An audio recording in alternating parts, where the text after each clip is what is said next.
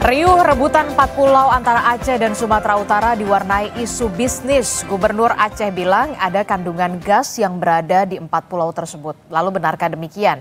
Atau ada persoalan lain yang menjadi dasar perebutan pulau-pulau itu? Kita akan bahas di pagi hari ini bersama dengan sejumlah narasumber saya yang sudah hadir melalui sambungan daring.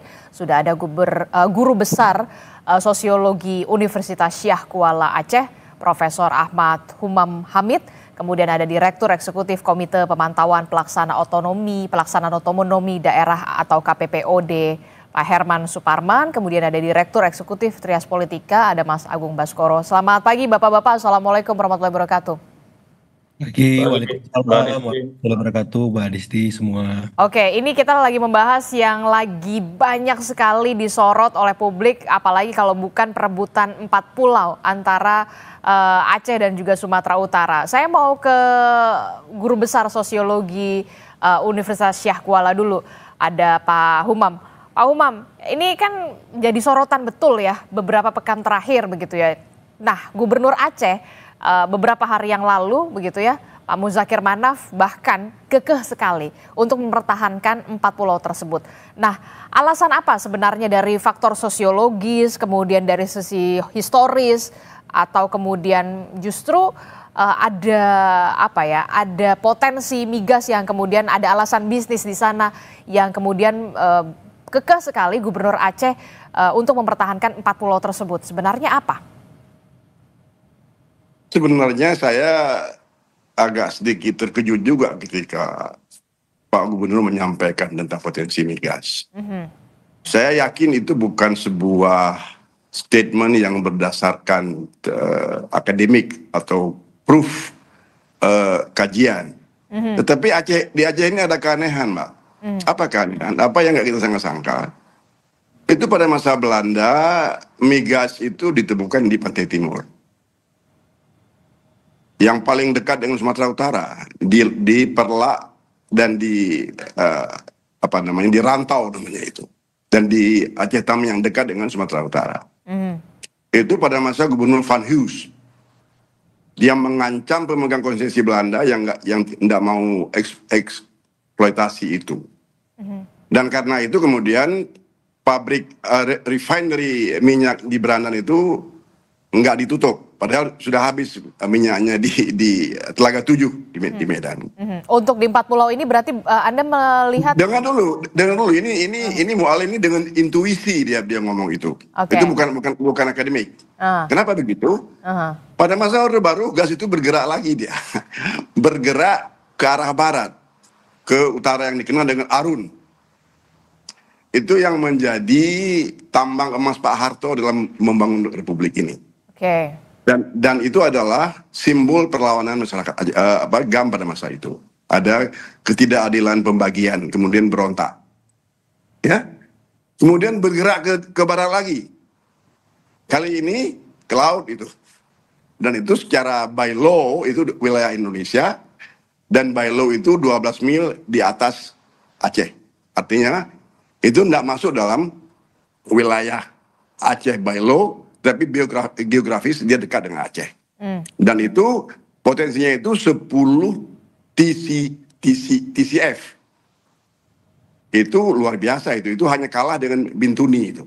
Itu yang ketiga terbesar di Indonesia. Ada Bintuni, kemudian ada Masela, sekarang Andaman. Dan itu sudah akan dieksploitasi oleh Mubadala Energi, segera akan masuk harbor, segera mungkin akan masuk apakah Repsol, saya tidak tahu. Kemudian ada temuan lagi di pantai barat. Ini sudah masuk perusahaan Conrad, itu di Singapura, sudah akan dieksploitasi di atas Melabu dan sudah menemukan sumur baru di Singkel yang akan segera dieksplorasi gitu. Tapi jadi ada semacam ada semacam sungai mungkin di bawah itu. Sungai bekas fosil gitu, yang di dalamnya itu ada minyak, ada gas, ya, dan itu mengelilingi Aceh. Dan itu Mbak mungkin takdir kami di Aceh ini untuk selalu ribut masalah itu karena ada sumber daya. Saya mau berpikir apakah ini kutukan sumber daya untuk Aceh dan Indonesia? Mari kita rubah nikmat ini. Mari kita rubah rahmat sumber daya alam Aceh ini menjadi nikmat untuk bangsa Indonesia. Ya, lagi-lagi Mu'alim itu ngomongnya intuisi itu. Dia panglima perang, dia tidak nggak yakin apa, dia jarang mungkin ya mana dia tahu mengenai migas. Saya pun nggak tahu. Itu mungkin intuisi dia itu. Jadi saya juga mendengar dari teman-teman itu masuk dalam wilayah yang akan dieksplor oleh Korprat. Tapi ini masih spekulasi ini. Ya, cuman sayangnya Mu'alim kok lepas dia ngomong itu. Tapi biasalah Panglima Perang kan intuisi yang sering keluar. Oke, ya? jadi menurut Anda ini adalah intuisi dari seorang gubernur Aceh begitu ya? Saya kira ya, karena dia tahu perpindahan itu loh. Kok ke barat, kemudian sampai ke Arun ribut gitu ya. Kemudian ini Mubadalah nggak ribut ini. Kemudian pindah ke Melabuh Konrad, ya. Kemudian Konrad juga sudah menemukan di Singkil. Selangkah lagi ke itu. Makanya orang-orang Aceh ini kok marah sekali gitu. Saya tidak pernah melihat bersatunya komponen masyarakat Aceh dari yang ultra nasionalis NKRI, ya kan, sampai kepada bekas-bekas Panglima GAM. Oke, tapi Anda melihat kalau ini sebuah intuisi dari seorang gubernur Aceh, apakah ini juga bagian dari sikap untuk mempertahankan harga diri terhadap 4 pulau tersebut yang bisa dikatakan secara historis ya memang Aceh begitu? Begini Mbak, ini tanahnya kecil Mbak, lebih kecil dari kebun sawit saya ini. Saya punya kebun sawit di PD itu sekitar 85 hektar. Oke. Ya kan, dari gaji saya, dari kerjaan saya selama mengajar, saya itu lebih kecil dari kebun saya itu. Pulau Panjang itu 47 hektar kurang lebih. Pulau Lipan, Mangkir Ketek, Mangkir Besar, itu kurang dari 10 hektar. Oke. Ya kan, jumlahnya sekitar 70 hektar, lebih kecil daripada kebun sawit Prof. Humam gitu. Oke? Dan dia tidak lebih dari 1/4, ya, 1/4 luasnya kompleks stadion GBK di Senayan Jakarta. GBK itu kalau nggak salah kurang dari 280 hektar. Nggak ada apa-apanya kalau fisik. Secara fisik. Tapi bagi Aceh ini simbol ini. Oke. Kalau udah simbol kita udah nggak bisa ngomong. Ini sudah nilai.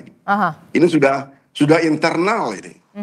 Dan ini harus kita ingat bukti-bukti historis pemerintahan. Bukti-bukti historis sosiologis itu Aceh itu. Oke, bukti historis dan sosiologis itu Aceh berarti ya, keempat pulau begini itu ya? apa yang paling gampang membuktikan itu adalah historis dan sosiologis. 2 orang anggota DPR RI asal Sumatera Utara itu enggak mau, jangan diusik. Bagaimana mungkin seorang hebat DPR RI, dengar dulu, Ahmad Doli Kurniawan, yang kakek moyangnya berasal dari Pantai Barat mengatakan itu salah. Ya? Dan yang kedua, tunggu dulu Mbak, boleh hari ini cek tetua masyarakat nelayan dari Sibolga sampai ke Tapanuli Tengah sampai ke Singgil itu mengakui pulau itu milik Aceh. Oke, baik Prof. Saya nggak usah ngomong yang bukti-bukti tertulis itu. Gubernur Aceh, oke, baik. Oke, baik. Tahan dulu Prof. Humam, saya berikan kesempatan juga kepada narasumber yang lain. Saya ke Mas Agung. Mas Agung, dari sisi politis begitu ya, kemarin kan sempat gaduh sekali, kemudian ada Kemendagri, dan kemarin baru Wamendagri mengatakan tidak ada aturan yang tidak bisa diubah begitu ya. Kemudian ada juga pernyataan yang sampai akhirnya Presiden akan segera mengambil keputusan. Nah, dari sisi politis, Anda melihatnya seperti apa soal perebutan 4 pulau ini sampai kemudian harus seorang presiden RI 1 mengambil alih untuk keputusan ini? Apa yang bisa Anda tarik dari sisi politisnya dari permasalahan ini? Pertama saya mengapresiasi Kemendagri ya, kemudian ruang untuk diskusi, dialog kembali, mengkaji ulang karena ada novum ya, bukti-bukti baru yang akan disampaikan langsung ke Presiden sehingga Presiden nanti akan memberikan statement secara langsung kepada masyarakat Aceh maupun Sumatera Utara tentang duduk perkara sesungguhnya empat pulau tersebut. Jadi saya mengapresiasi itu karena biasanya pendekatan Jakarta kan top down dan tertutup ya. Nah, Oke. kali ini Jakarta memberikan wajah beda, wajah baru untuk menegosiasi ulang semua hal yang sebelumnya sudah diberikan keputusan oleh Mendagri seperti itu. Jadi itu satu. Yang kedua memang eskalasi isunya terus meningkat, Mbak Adi. Di Aceh kita lihat ada beberapa penolakan baik dari masyarakatnya, kemudian elitnya. Dan ini bersatu semuanya dan saya kira ini harus dikelola dengan bijak, dengan baik oleh pemerintah pusat karena bisa menjadi presiden bagi provinsi lain, bagi daerah-daerah lain, bagaimana pemerintah pusat mengelola hubungan pusat dan daerah ini. Seperti itu. Kenapa? Karena kan menurut informasinya ada 4.000 lampiran semacam ini terkait perbatasan yang akan dibahas oleh Kemendagri. Kalau soal Aceh dan Sumut saja problematik, ini kan bisa berbahaya untuk kasus-kasus yang lain. Kalau misalkan keputusannya sifatnya top down tadi. Jadi ketika ada keputusan, kemudian ada kontroversi, kegaduhan, baru dievaluasi. Nah, saya kira pola-pola semacam ini harus dihindari. Jadi sebelum keputusan dibuat, semua harus duduk bareng dulu, memutuskan, membicarakan dari hulu sampai hilirnya sehingga tidak terjadi hal-hal semacam ini karena pola-pola ya langsung top down kemudian sepihak semacam itu yang seringkali membuat pemerintahan Pak Prabowo akhirnya harus apa ya kemudian gaduh hingar-bingar semacam itu dan yang memadamkan lagi dan lagi Pak Prabowo nanti. Kalau pola manajemen semacam ini dibiarkan kan nggak baik bagi kelangsungan Republik kita. Artinya apa? Pak Prabowo harus memastikan bahwa manajemen Superman yang belum miliki itu harus menjelma menjadi super tim juga di bawah. Dalam konteks ini Kemendagri. Jangan sampai kejadian ini berulang dan akhirnya membuat ya relasi pusat dan daerah terganggu. Kemudian kedaulatan nasional kita juga, apalagi sekarang ini agak sensitif situasi baik di global maupun di regional kita karena ada soal-soal perbatasan juga. Nah, yang ketiga saya melihat juga kenapa isu ini akhirnya memuncak karena ada cerita masa lalu yang belum sepenuhnya selesai, Mbak Adisti. Cerita di mana ya katakanlah pemerintah kita dengan rakyat Aceh kan istilahnya baru berapa ya 2004 berarti 21 tahun baru bisa bareng-bareng membangun masing-masing daerah, masing-masing republik semacam itu. Jadi ini butuh waktu yang lebih supaya apa memori kolektifnya menjadi positif terhadap kisah yang belum tuntas tadi. Ada kisah yang belum tuntas begitu ya, apalagi soal perjanjian Helsinki pada 2005 begitu itu yang juga kemudian mencuat kembali begitu ya soal perjanjian Helsinki itu. Saya kebetulan sampai SMA di Sumatera Utara, Kota Medan, Pak Umam. Jadi, luar biasa Mas Agung. Ya, jadi saya mendapati banyak teman-teman sekolah saya itu eksodus saat ada relasi yang kurang baik antara Jakarta dengan Aceh. Mereka pindah sekolah dari Aceh ke Medan dan saya mendengar cerita dari teman-teman SMA saya itu bagaimana persepsi dan kesan mereka terhadap Jakarta yang kurang positif seperti itu. Jadi saya melihat memang akhirnya historis politis yang tadi belum selesai dan ini harus dipulihkan benar. Ini harus menjadi pertimbangan bagi pemerintah pusat merespon karena memang keotonomian, kekhususan tersendiri seperti itu, Mbak. Nah, itu yang kemudian saya ingin tanyakan kembali soal perjanjian Helsinki yang kemudian kembali mencuat kita tahu 2005 silam begitu ya soal antara Indonesia dan pada saat itu ada gerakan Aceh Merdeka pada saat itu. Nah, ini kan agak sensitif sekali ya soal itu ya, Mas Agung. Ini yang kemudian dikhawatirkan bisa kembali mengingatkan lagi gitu, mengingatkan kembali pada masa itu. Nah, apakah ini juga dikhawatirkan bisa mengancam karena kita juga tahu gerakan-gerakan penolakan saat ini tengah berlangsung juga di Aceh begitu karena eskalasinya juga semakin menghangat ya. Saya tidak mengatakan memanas tapi sedikit menghangat begitu. Dari sisi politis, seperti apa harusnya yang harus dilakukan oleh seorang Presiden Prabowo Subianto saat ini? Ya, apa yang hari ini dilakukan pertama kali oleh Kemendagri melalui Wakil Mendagri, saya kira sudah positif ya, sudah di luar cara Jakarta di masa lalu merespon beragam macam dinamika maupun penolakan dari daerah. Jadi saya mengapresiasi itu, pendekatannya sudah beda. Kemudian Presiden langsung turun tangan dan saya yakin secara personal nih Pak Prabowo dengan Pak Mualem ini punya hubungan yang sangat dekat. Jadi bisa diselesaikan secara hati ke hati lah. Dan Pak Bobi, Gubernur Sumatera Utara juga kader Gerindra.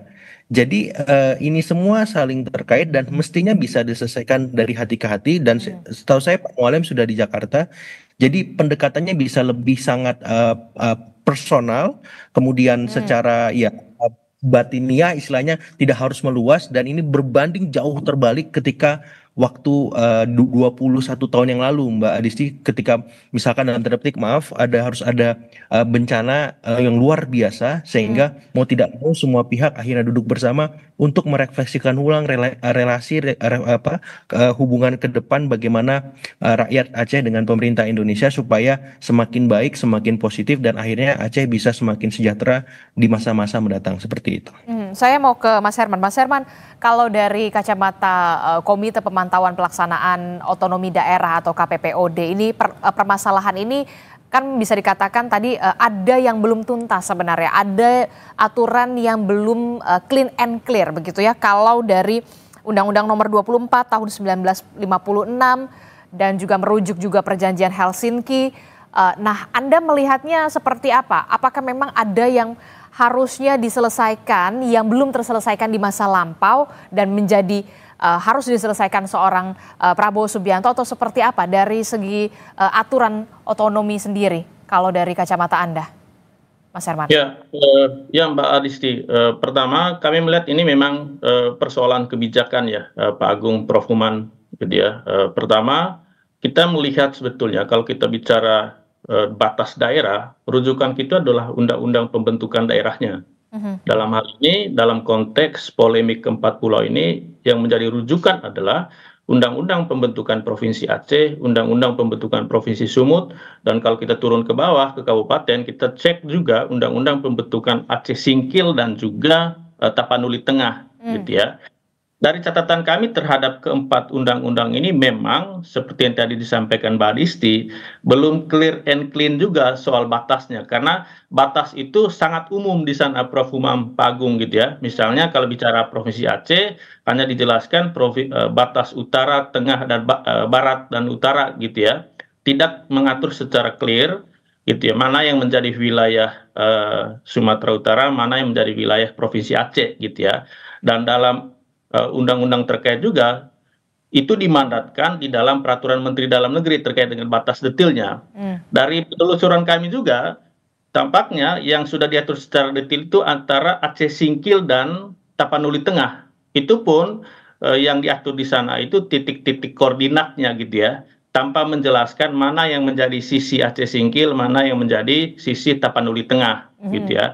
Karena itu menurut kami ini menjadi pembelajaran bersama, terutama untuk policy maker di level nasional, untuk melihat kembali semua undang-undang pembentukan daerah, tidak hanya Sumatera Utara dan Aceh, gitu ya. Tadi Pak Agung juga sudah men-spill sebetulnya ya. Ini menjadi momentum untuk mengecek kembali, apakah memang ada hal-hal yang belum dijelaskan secara clear di dalam undang-undang pembentukan daerah itu. Itu yang pertama, masalah kebijakannya gitu ya. Yang kedua, kalau tadi Mbak Adisti menyebut perjanjian Helsinki gitu ya, kami meyakini perjanjian itu kan sebetulnya merujuk juga beberapa undang-undang yang terkait gitu ya, terutama undang-undang di dalam negeri, yaitu Undang-Undang 24 1956 gitu ya. Dan menurut kami itu juga perlu ditelusuri kembali gitu ya, karena biar bagaimanapun tentu sebuah keputusan Menteri Dalam Negeri itu tidak bisa bertentangan dengan yang lebih tinggi, dalam hal ini peraturan perundang-undangan. Karena itu menurut kami sekarang ketika Kementerian Dalam Negeri itu menarik lagi proses ini ke titik nol gitu ya, agronya mulai nol, dokumen kebijakan ini perlu dilihat kembali gitu ya. Itu persoalan pertama. Persoalan keduanya adalah kalau kita melihat, saya tidak menyebut ini sengketa ya, karena itu tergantung perspektif juga gitu. Mengapa Anda tidak mau menyebutkan ini soal sengketa, tapi lebih apa? Lebih ke perebutan atau seperti apa? Karena kalau kita lihat perspektif dari saudara-saudara kita di Aceh gitu, kalau kita lihat percakapan di medsos, menurut teman-teman di sana ini bukan sengketa, ini perebutan oleh pihak lain gitu ya. Karena itu menurut kami ini lebih ya kan Prof ya. Bagi kami ini Iya. polemik Luar biasa kebijakan. Anda, Mas Herman. Luar biasa Anda. Perebutan, Ini kan perebutan atau pencaplokan? pencaplokan oleh pemerintah pusat katakanlah gitu ya. Tapi kami tidak menyebut itu ke sana. Ini persoalan polemik kebijakan gitu ya. Dan dalam proses penyelesaiannya selama ini kan sudah berlarut-larut ya Prof. Bahkan kalau kita telusuri ke belakang sejak 2008, kemudian 2009 ada tim dari pemerintah pusat melakukan kajian, kemudian 2017 ada pembahasan serupa juga. Bahkan pada waktu itu ada surat dari Dirjen Adwil Kementerian Dalam Negeri terkait dengan penentuan keempat pulau itu masuk ke wilayah Sumatera Utara. Dan setahun kemudian itu ada surat dari Pemprov Aceh yang mengatakan bahwa ada temuan baru, ada kekeliruan dalam proses pembahasan itu sehingga dibahas sampai tahun 2022 gitu ya. Dan muncullah keputusan Menteri Dalam Negeri tahun 2025 ini. Dan dalam proses ini bagi kami Prof Umam, Pak Agung, di dalam Permendagri 141 2017 itu kan dimensi yang perlu diperhatikan dalam proses penyelesaian kita itu adalah aspek sosiologis, historis, dan geografis. Tampaknya ketiga aspek ini itu tidak dibicarakan secara tuntas. Tidak dibicarakan secara tuntas, aspek sosiologis, historis, dan geografis. Geografis gitu ya. Karena itu patut kita maklumi kenapa saudara-saudara kita dari Aceh itu mempersoalkan ini, karena aspek sosiologis dan historis itu tampaknya tidak terlalu dibicarakan secara intensif. Nah, dalam konteks ini menurut kami sekarang Kementerian Dalam Negeri atau pemerintah pusat membuka dialog ini dari awal. Hal-hal ini yang perlu dibicarakan kembali, gitu ya. Apakah itu dari sisi sosiologis, historis, saya kira banyak data, fakta, atau dokumen atau cerita dari para sesepuh kita terkait dengan keempat pulau ini yang bisa dijadikan rujukan bersama, gitu ya. Itu persoalan kedua, gitu ya. Ketiga, menurut kami, Mbak Disti, gitu ya, sebetulnya kita harus punya satu kriteria atau indikator soal penegasan batas daerah atau PBD, gitu ya. Sampai sekarang kita belum punya panduan itu. Karena itu menurut kami ini menjadi momentum juga bagi pemerintah pusat untuk segera mengeluarkan sebuah kebijakan, apakah itu Permendagri, apakah sebuah peraturan pemerintah terkait dengan kriteria penegasan batas ini, gitu ya. Sebetulnya kalau kita bicara dalam konteks keindonesiaan, gitu ya, ada banyak cerita soal bagaimana menetapkan status daerah, gitu ya. Misalnya dulu Indonesia, kenapa wilayahnya Sabang sampai Merauke, itu ya wilayah Hindia Belanda misalnya. Nah, cerita-cerita historis ini bisa jadi pembelajaran juga, gitu ya, Prof Uman, menurut kami, gitu ya. Dan itu bisa dijadikan materi bersama dalam proses pembahasan ini. Karena itu kami sebetulnya mendukung langkah pemerintah pusat untuk membuka ini dari awal. Gitu. Kita bicara dari hati ke hati agar persoalan yang kita tidak inginkan bersama tidak terjadi kembali, gitu Mbak Disti. Oke, saya sepakat harus benar-benar dibuka ruang diskusi, ruang berdialog bersama dengan mempertimbangkan tadi yang Anda sebutkan tadi, Mas Herman, aspek sosiologis, historis, dan juga geografis pastinya. Benarkah masih kurang begitu ya mempertimbangkan aspek geografis, sosiologis, dan juga historis menurut Prof Umam dalam penyelesaian kasus ini begitu ya? Tapi nanti jangan dijawab dulu, dan termasuk langkah apa yang harus segera dilakukan oleh pemerintah pusat untuk bisa menyelesaikan kasus ini, jangan sampai kemudian ada yang merasa kecewa, ada yang merasa caplok atau dan segala macam. Itu nanti kita akan bahas usai jeda. Tetaplah bersama kami di Sapa Indonesia Pagi. Kami akan segera kembali. Pagi, saudara, kita masih membahas soal bagaimana perebutan 4 pulau yang saat ini kemudian banyak diperbincangkan, Aceh dan juga Sumatera Utara. Benarkah ada faktor ekonomi di balik itu semua, karena kemudian kita tahu sebelumnya Gubernur Aceh sempat mengatakan ada potensi migas di 4 pulau tersebut. Kami masih membahasnya bersama dengan Prof Umam, kemudian juga ada Mas Herman dari KPPOD, kemudian ada dari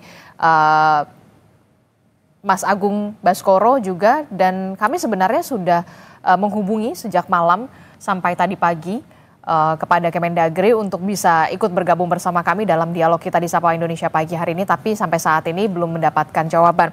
Saya ke Prof Umam dulu. Prof Umam, ini kan polemik 4 pulau antara Aceh dan Sumut ini muncul setelah Kementerian Dalam Negeri menerbitkan keputusan nomor 322 2138 pada bulan April 2025 yang keputusannya bahwa Pulau Mangkir Gadang, Pulau Mangkir Kete, Pulau Lipan, dan Pulau Panjang masuk ke wilayah Sumatera Utara. Begitu berdasarkan kajian teknis yang dilakukan sejak 2008 begitu. Benarkah kajian-kajian ini tidak terlalu mempertimbangkan aspek geografis, historis, sosiologis seperti yang tadi disebutkan oleh Mas Herman tadi? Benarkah demikian? Anda sepakat dengan apa yang dikatakan Mas Herman tadi? Jadi begini saya lihat, ini bagus sekali ini. Apa intisari daripada ngomongnya statement atau pembicaraan dari dua orang kawan kita ini, Pak Agung dan Mas Herman. Itu kita harus bergerak menggunakan paradigma baru dalam mengurus batas-batas provinsi dan batas kabupaten. Oke. Saya menamakan SK Pak Mendagri itu berpijak pada apa yang disebut dengan geografi kekuasaan gitu. Mengapa demikian? Geografi. Karena ya pusat menentukan gitu dan menggunakan rupa bumi. Ini berbahaya sekali.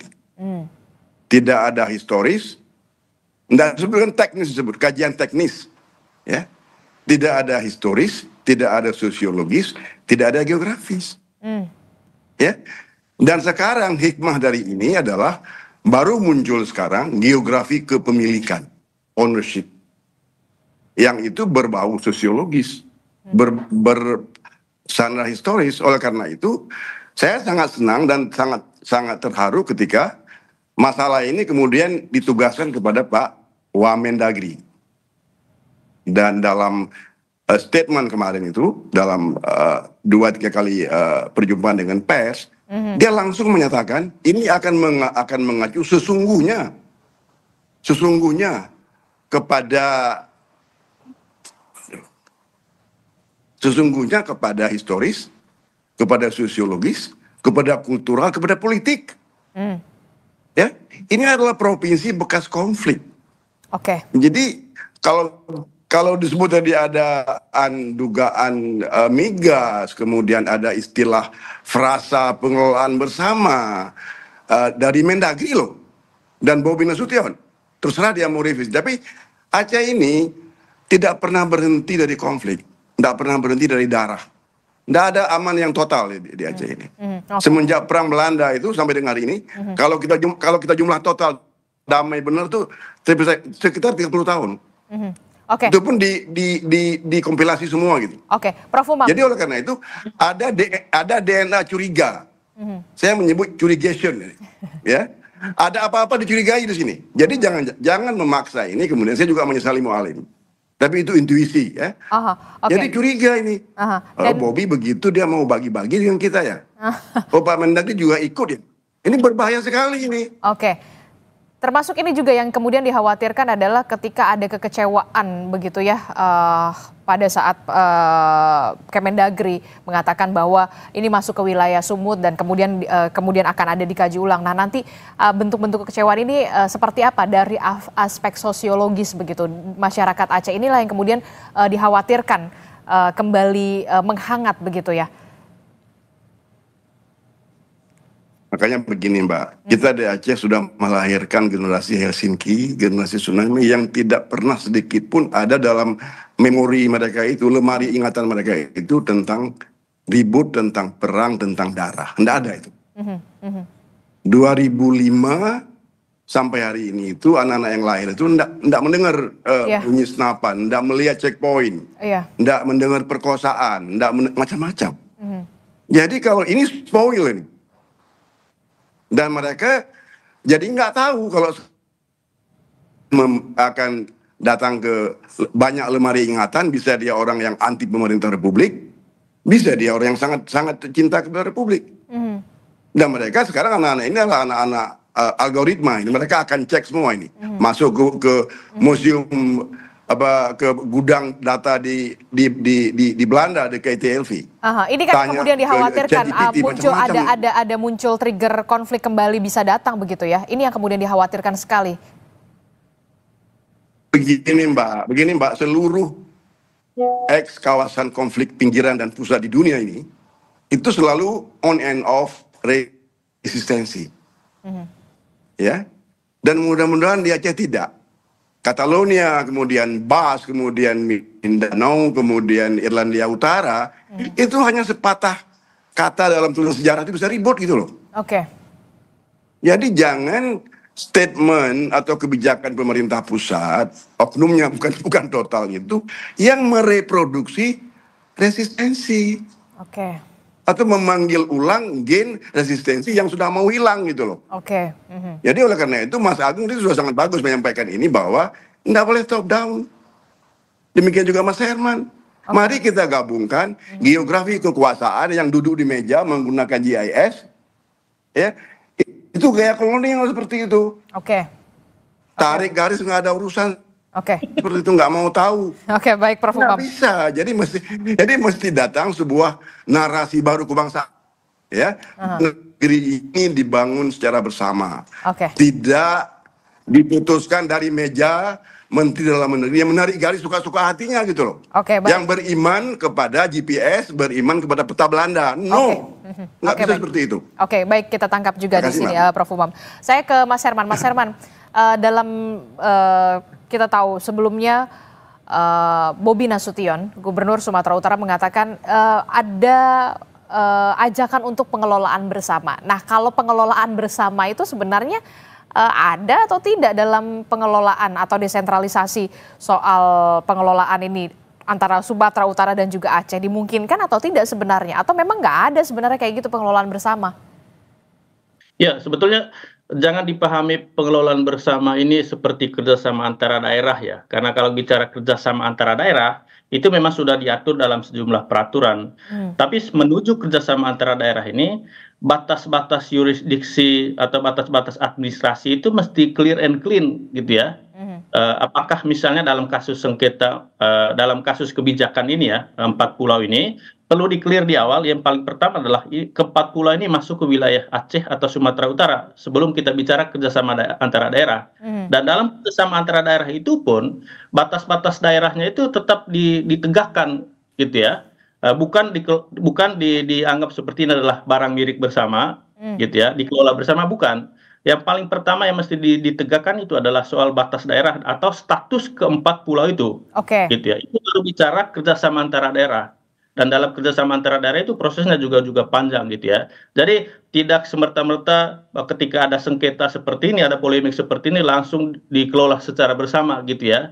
Karena dalam konsep desentralisasi dan otonomi daerah tentu ada hak-hak keuangan atau basis-basis legitimasi wilayah dalam memberikan pelayanan pemberdayaan masyarakat atau dalam upaya memberikan sentuhan pembangunan terhadap ke-4 pulau itu gitu ya. Jadi yang paling pertama yang mesti dikelirkan itu adalah batas. Jadi kami mengatakan tidak ada kamus kata kelola bersama dalam konsep seperti ini, gitu Mbak Adisti. Oke, jadi tidak ada kamus pengelolaan bersama, harus diperjelas dulu soal batasnya dulu ya, batas wilayahnya dulu. Kalau Mas Agung, pernyataan dari seorang Gubernur Sumatera Utara, Bobi Nasution soal pengelolaan bersama ini menurut Anda dari segi politik begitu ya, bagaimana? Apakah ini coba mendudukan supaya dapat win-win solution atau sebenarnya justru makin memperkeruh begitu? Kalau tadi kata Mas Herman, sebenarnya nggak ada pengelolaan bersama, harus diperjelas dulu batas wilayahnya. Persis. Jadi kan ada otonomi khusus di Nangro Aceh Darussalam. Tapi semua juga khusus Mbak Adisti, karena ada epicentrum Solo di sana. Jadi ketika kekhususan masing-masing ini beradu hari ini, sudah benar Pak Prabowo mengambil peran di sana supaya win-win solutionnya tadi dapat.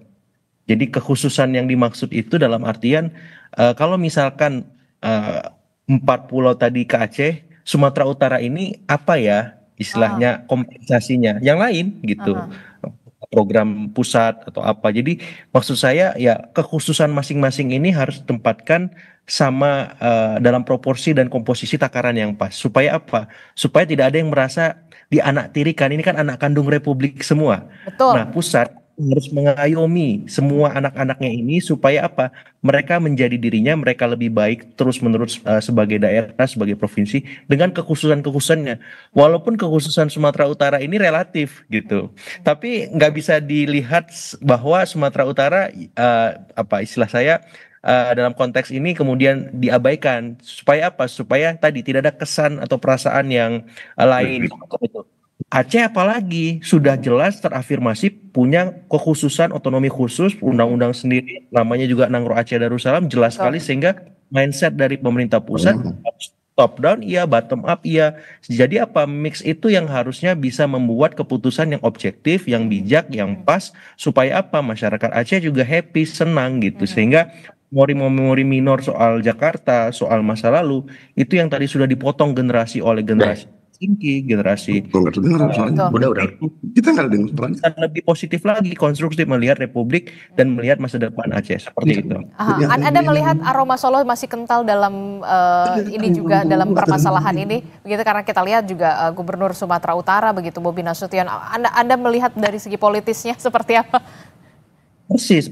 Tidak bisa dilepaskan kan. Kita tahu misalkan apa Mas Bobi memang punya dalam tanda petik privilege ketika merespon soal apapun termasuk kasus pulau ini. Dan itu menjadikan dasar bagi pemerintah pusat melihat kekhususan Sumatera Utara hari ini. Apalagi ketika misalkan sampai hari ini kita tahu ya ada ekosistem di mana keluarga Solo juga terus-menerus mendapat sorotan publik secara masif. Ditambah bumbu ini makin jadilah seperti itu Mbak Adisti. Sehingga saya kira ini bisa menjadi salah satu turning point Mas Bobi untuk maju lebih maju setahap ya. Bagaimana kemudian memberikan semacam representasi deskripsi bahwa ketika keluarga Solo dipercaya mengemban amanat pemerintahan bisa lebih bijak, lebih baik, lebih sensitif, responsif, empatik untuk bisa melihat ini ada concern di mana ternyata pemerintah Aceh tetap fokus dengan hak kepemilikannya, pemerintah pusat mencari solusi. Ya udah nih, misalkan Mas Bobi, ya udah kita untuk konteks ini nggak apa-apa gitu, kita dalam tanda petik ya mengalah ya, karena memang jelas bukti-bukti historisnya, geografisnya, politisnya, sosiologisnya dan yang lain-lain, sehingga memang akan lebih baik dan bijak ini dikelola oleh pemerintah Aceh. Saya menanti itu dari Mas Bobi sebenarnya. Seperti itu, pemerintah pusat nggak usah turun, ya Mas Bobi saja karena melihat dinamika Tapi sekarang. udah terlanjur Mas Agung. Ini Pak Prabowo udah mau ambil keputusan dan Gak akan ambil apa-apa. peran. Tapi maksud saya Pak Prabowo silakan, Mas Bobi ya karena memang masih lebih muda dari semua ini, Pak Mualem, Pak Prabowo, Pak Tito. Ya udah, ini kemudahan anak muda itu nanti punya inisiatif melihat situasi tidak kondusif karena ini kan residunya bisa mengganggu kedaulatan nasional kita, relasi pusat dan daerah, relasi antar daerah seperti itu. Daripada mudorot ini makin membesar, makin meluas, ya sudah, saya harus maju lebih ke depan untuk memutuskan nggak apa-apa buat Aceh saja. Ya nanti Pak Prabowo mutusin buat Aceh juga atau dikelola bersama atau seperti apa itu urusan nanti. Tapi Mas Bobi punya inisiasi itu atas nama ya tadi inovasi, kreativitas, responsivitas melihat kondisi yang memang sudah tidak kondusif seperti itu Mbak Adisti. Oke, kita akan nantikan bagaimana nanti sikap dari seorang gubernur Sumatera Utara juga untuk bisa bisa menjernihkan suasana juga paling tidak begitu ya. Nah terakhir menurunkan tensi itu yang kemudian penting sekali saat ini untuk juga bisa memperbaiki nantinya relasi antara pemerintah pusat dan juga daerah. Terakhir saya ke Prof Umam soal pengelolaan bersama dan masa depan 4 pulau ini. Anda melihatnya seperti apa? Singkat saja. Gini, ini kalau saya ngomong kalau disebut provokasi nanti dari Mbak ini ya. Jangan. Begini ya, jadi yang paling berbahaya itu adalah narasi kebangsaan bercampur dengan image. Ya. Jadi nampak di situ narasi kebangsaan dari Pak Tito.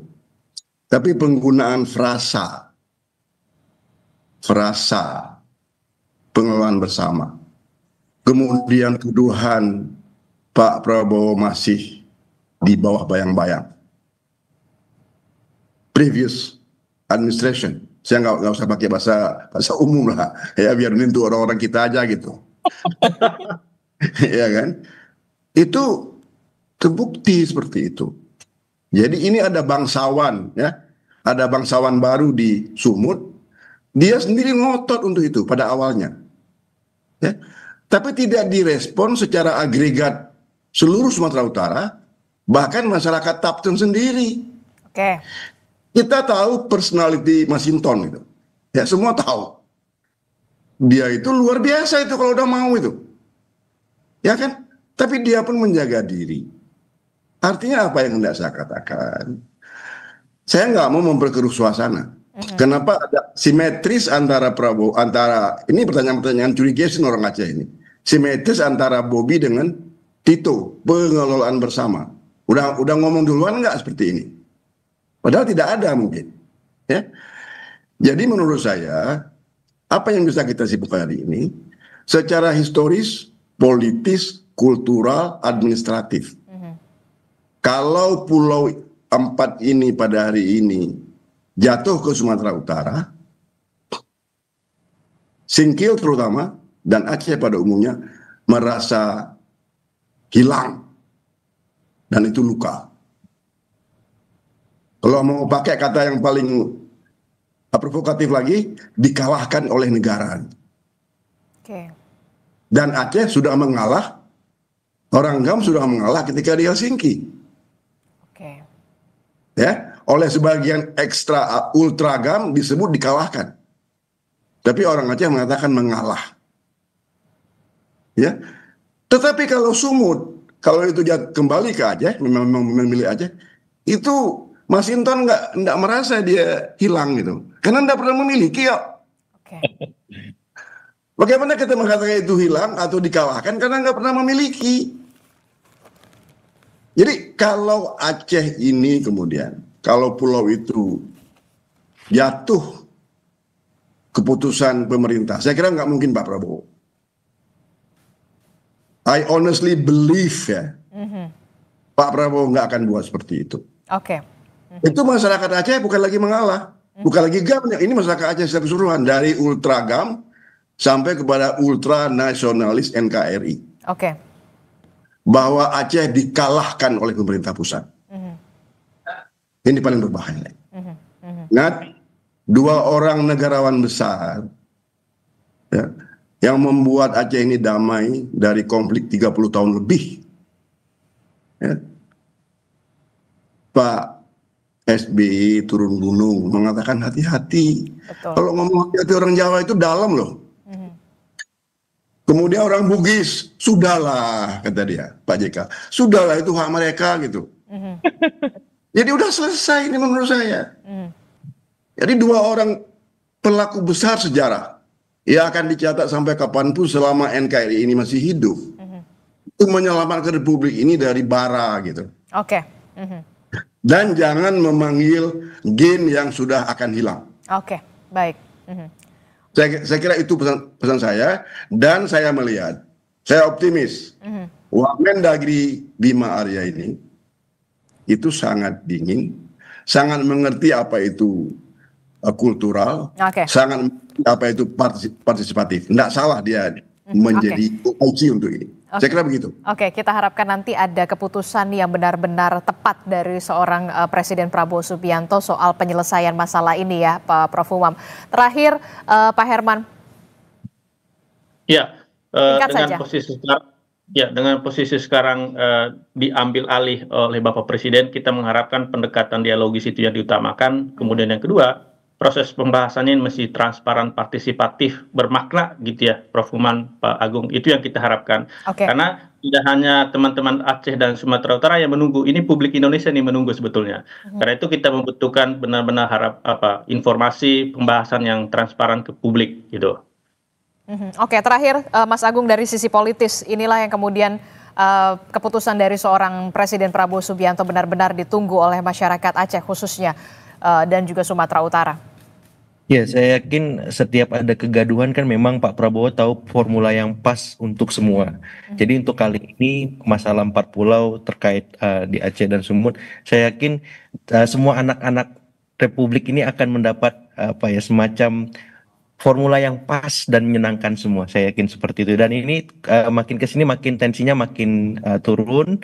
Ya terkelola karena Wamendagrinya Mas Bima juga punya background yang cukup dalam soal politik lokal, otonomi daerah dan seterusnya, sehingga ini bisa harapannya memberikan win-win solution, Betul. solusi terbaik bagi semua daerah. Seperti itu, Mbak.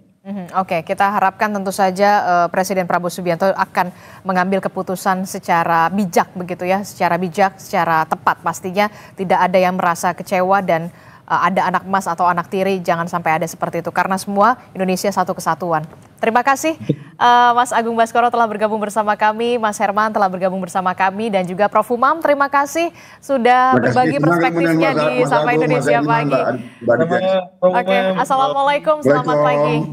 Ayo ngopi di aja nanti, kopi gayo ya.